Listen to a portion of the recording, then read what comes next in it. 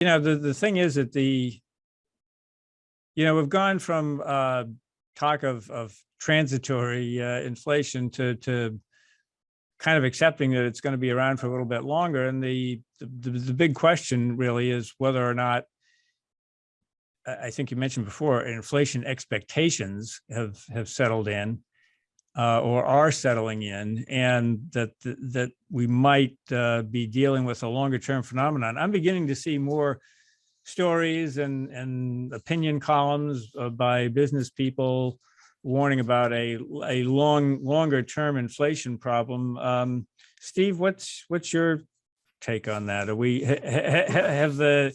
have we got a new anchor? Well, it's interesting how the rhetoric has changed around this issue. For a year we were hearing, oh, it's all transitory, it's going to go away. And at the beginning of this year, they've developed a new phrase. They said, okay, well, it's no longer transitory. And they went a month or two and they didn't quite yet have a new term, but they just in the last month or so, they've coined a new term. And they said, inflation has peaked, that we've reached peak inflation. And we've seen it's as high as it's going to go. And from here on out, it's going to be down, And so, if you do a quick search on the internet and look at peak inflation, that phrase has really started into more common use in the last month or so.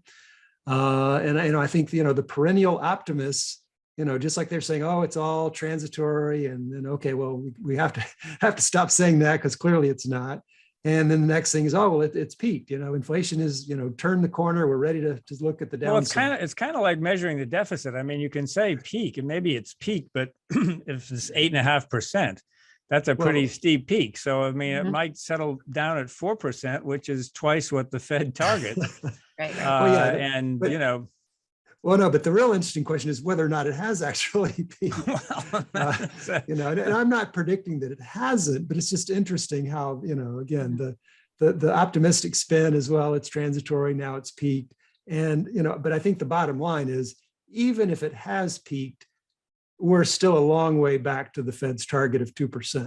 Mm-hmm. And, the notion that we're going to get there in the next year or even the next 2 years, I have my doubts. I think inflation higher than target inflation is going to be around for at least a couple of years. Mm-hmm. Well, part of it is, and we can close on this, but I mean, it's difficult for policymakers to really do anything. I mean, the Fed has to take the lead here on this. And in some ways, the policymakers are reacting or doing kind of symbolic things, but we've got an election coming up. I'm sure there'll be some things, but are there any things that policymakers can do?